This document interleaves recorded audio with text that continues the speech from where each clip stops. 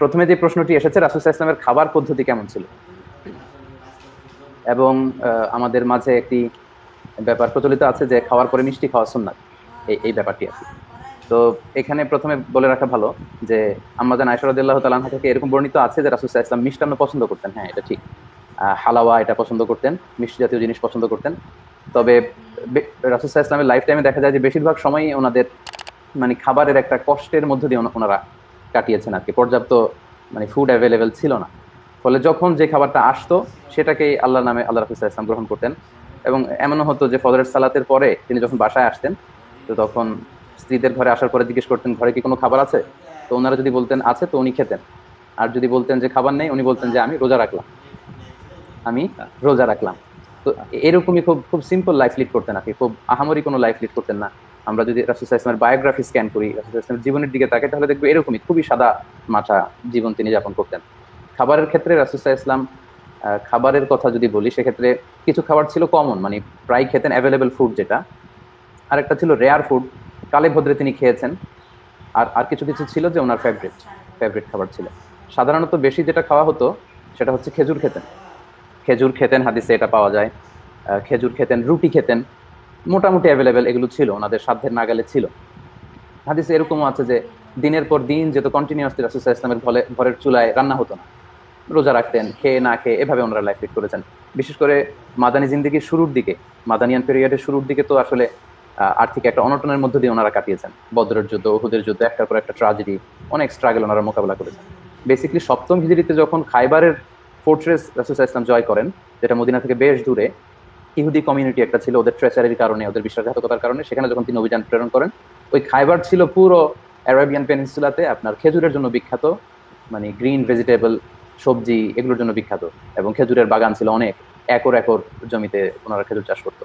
ওইটা যখন দখল করলেন তখন ওখানকার বাৎসরিক যে ইনকাম সেটা মুসলমানরা পাওয়ার পরে মদিনার মুসলমানদের আর্থিক দৈন্যতা কিছুটা কাটতে শুরু করলো। এটা হচ্ছে সপ্তম হিজরির কথা, কিন্তু মাদানী জিন্দেগির প্রথম 6 বছর কিন্তু খুব কষ্টের মধ্যে ওনারা ছিলেন।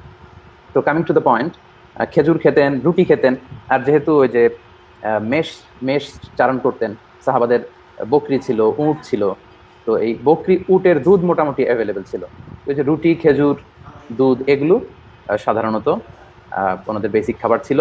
আর যেহেতু উট বকরি ছিল, ফলে গোশতও খেতেন। রাসূল সাল্লাল্লাহু আলাইহি ওয়াসাল্লাম গোশত খেতেও বেশ পছন্দ করতেন। যদি কখনো সুযোগ হতো যে কোনো যুদ্ধে কোনো গনিমত বা ফাই এরকম মালামাল লব্ধ হয়েছে, তো সেটা থেকে ওনারা অনেক উট, অনেক ছাগল এগুলো পেতেন। তো ফলে মাঝে মাঝে গোশতও খেতেন। গোশতের ক্ষেত্রে রাসূল সাল্লাল্লাহু আলাইহি ওয়াসাল্লাম খাসির বা বকরির সামনের 2 পায়ের গোশত পছন্দ করতেন, সিনার গোশত বা বাজুর গোশত আর কি। আরবিতে বলা হয় জিরা, অর্থাৎ এই বাহুর গোশত রাসূল সাল্লাল্লাহু আলাইহি ওয়াসাল্লাম খুব বেশি পছন্দ করতেন।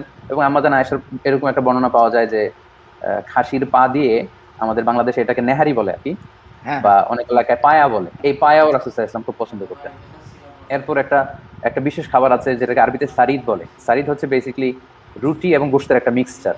রুটিকে আপনি মাফরুম করে, তারপর গোশতটাকে একসাথে একটা মিক্সচার করে ওইটাকে ট্রেতে রেখে পরে পিস পিস করে ওটা খাওয়া। সেটা খাওয়ার সৌভাগ্য আমার হয়েছে, কারণ আমি মিশরে ছিলাম 5 বছর। তো আমাদের আল আজহার ইউনিভার্সিটির হোস্টেলে ঈদের দিনে এই খাবারটা সরবরাহ করা হতো, এবং তৎকালীন আরবে এই খাবারটা খুবই মানে খুব রিচ ফুড হিসেবে কনসিডার করা হতো। এটা খুব বেশি হয়তো খাওয়ার সুযোগ হতো না। তো রাসূল সাল্লাল্লাহু আলাইহি ওয়াসাল্লাম একবার বলেছিলেন যে ফাদলু আয়েশাতা আলা সাইরিন নিসা কাফাদলি সারিদি আলা তুআমিকুম। এর মানে হচ্ছে আরবের খাবারের মধ্যে যেমনি সারিদ সেরা নারী জাতির মধ্যে, তেমনি আমার কুমারী স্ত্রী, মানে একমাত্র কুমারী স্ত্রী আয়েশা সেরা। পুরো নারীদের মধ্যে খাবারের মধ্যে যেমনি সারিদ সর্বসেরা, নারীদের মধ্যে তেমনি আয়েশা সেরা আর কি। তো এই যে স্টেটমেন্ট, এটা থেকে বোঝা যায় যে খাবারের মধ্যে যেমনি সারিদ সেরা, তো সারিদ খাবারটা হচ্ছে তৎকালীন সময়ে আমরা এখন যেমনি ওই যে কি বলা যায়, তেহারি, কোরমা, বিরিয়ানি, মোরগ পোলাও, বিরিয়ানি লাভার যারা খুব পছন্দ করে, বা বিয়েতে যেমনি পোলাও রোস্ট যেটা অ্যারেঞ্জ করে, যেটা হয়তো কালে ভদ্রে খাওয়া হয় অনুষ্ঠানে, তো তখনই সারিদটা ওইরকম। তো রাসূল সাল্লাল্লাহু আলাইহি ওয়াসাল্লাম সারিদ পছন্দ করতেন। এরপর মাঝে মাঝে রেয়ার ফুড যেটা জীবনে 1-2 বার খেয়েছেন, যেমন একটা হাদিসে পাওয়া যায় খরগোশের মাংস খেয়েছেন, হয়তো জীবনে 1-2 বার। মোরগের মাংস খেয়েছেন, একটা হাদিসে পাওয়া যায়। রাজহাঁসের মাংস একবার খেয়েছিলেন। রাজহাঁস আমি বোঝার জন্য বলছি, ওটা হচ্ছে এক ধরনের পাখি যেটার গলাটা অনেক উঁচু, কাইন্ড অফ গোজ, রাজহাঁস আমাদের বাংলাদেশে যেটা দেখা যায়, এটা খেয়েছিলেন। সি ফুডের আইটেমের মধ্যে থেকে একবার রাসূল সাল্লাল্লাহু আলাইহি ওয়াসাল্লাম আপনার বড় সাইজের একটা মাছের অংশ খেয়েছিলেন। হাদিসে এটার নাম এসেছে আম্বার। এটা সাহাবারা এক জায়গায় এক অভিযানে গিয়েছিল, সেখানে খাবার শেষ হয়ে যাওয়ার পরে সমুদ্র উপকূলীয় অঞ্চল দিয়ে ওনারা যাচ্ছিলেন, হঠাৎ দেখে যে একটা মরা বড় মাছ এসে পড়ে আছে, সাগরের ঢেউয়ের ধাক্কায় তীরে এসে পড়ে আছে। তো ওনারা তখন যেহেতু খাবার ছিল না, ক্ষুধার্ত ছিলেন, ওইটা খেলেন। 1 মাস এটাকে খেয়ে শেষ করতে পারলেন না, এত বড় মাছ। তো এটা ব্লু ওয়েল টাইপের একটা হতে পারে মাছ, বড় তিমি মাছের মতো।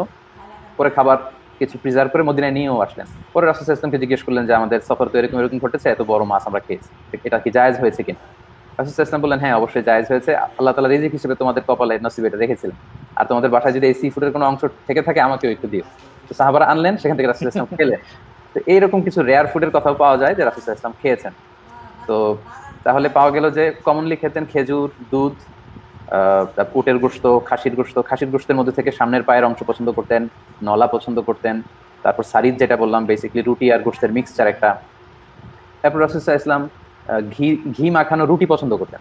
একটা হাদিসে এসছে যে যদি মানে বলতেছিলেন যে আজকের এই দিনটাতে যদি গমের রুটি দিয়ে ঘি দিয়ে মাখানো এটা খাওয়া যেত। এক সাহাবী এটা শুনে খুব আবেগ আপ্লুত হলেন, বললেন ইয়া রাসূলুল্লাহ আজকে আমি এটা অ্যারেঞ্জ করব। তো উনি অ্যারেঞ্জ করলেন, রাসূল সাল্লাল্লাহু আলাইহি ওয়াসাল্লাম সবাইকে নিয়ে খেলেন। আবার রাসূল সাল্লাল্লাহু আলাইহি ওয়াসাল্লাম আরেকটা অভ্যাস ছিল যে একা খেতেন না, ওনার যে ফুড এটিকিউটস, সেক্ষেত্রে ডান হাতে খেতেন, এগুলো তো আমরা জানি। ডান হাতে খেতেন, বিসমিল্লাহ বলে খেতেন, সামনে যে অংশ সেটাতেই খেতেন। লেটস সে আমরা একটা গ্রুপ হয়ে বসলাম, সামনে খাবার, তো ওই পাশ থেকে আমি টেনে নিচ্ছি, ওই পাশ থেকে আমি নিয়ে আসতেছি, এটা কাইন্ড অফ দেখতে একটু উইয়ার্ড লাগে। তো রাসূল সাল্লাল্লাহু আলাইহি ওয়াসাল্লাম একবার এক সাহাবী তিনি ছোট সাহাবী ছিলেন আর কি তখন।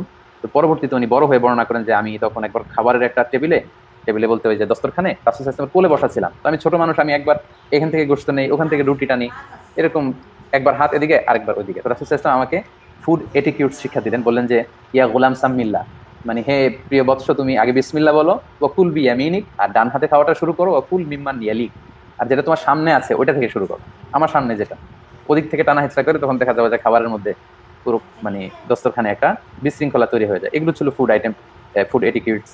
তারপর আস্তে আস্তে খেতেন, চিবিয়ে খেতেন যাতে মুখের লালাটা মিশে একসাথে ভালোভাবে হজম হয়। এরপর হাদিসে এসেছে রাসূল সাল্লাল্লাহু আলাইহি ওয়াসাল্লাম 3 আঙ্গুল ইউজ করতেন, এই যে থাম্বনেইল এটা ইউজ করতেন, ইন্ডেক্স ফিঙ্গার আর এই যে মিডল ফিঙ্গার, এই 3টা। কারণ আমরা যে খেজুর টেজুর ধরতে গেলেও কিন্তু এই 3টা দিয়ে ধরি, তাই না? খেজুর, রুটি ছিঁড়তে গেলে, গোশত ছিঁড়তে গেলে এই 3টা। আর আমাদের দেশে যেহেতু আমরা যে শাক সবজি ডাল মিক্স করে খাই, তো এই জন্য আমাদের 5টা আঙ্গুল ইউজ করতে হয়। তো রাসূল সাল্লাল্লাহু আলাইহি ওয়াসাল্লাম 3টা ইউজ করতেন। 3টার আরেকটা হিকমত হচ্ছে মানে এতে খুব কম ওঠে আর কি খাবার। 5টা দিয়ে ধরলে তো ধরেন এইভাবে গোশত নিচ্ছি, মাছ নিচ্ছি, মানে ওভার ইটিং হয়ে যায়। এবং ওভার ইটিং এর ব্যাপারে তো কোরআনে সরাসরি নিষেধই করা হয়েছে, কুলু ওয়াশরাবু ওয়ালা তুসরিফু, তোমরা খাও পান করো, এটা জায়েজ তোমাদের চাহিদা অনুযায়ী, কিন্তু ওভার ইট করো না। রাসূল সাল্লাল্লাহু আলাইহি ওয়াসাল্লাম ওভার ইট করতে নিষেধ করেছেন।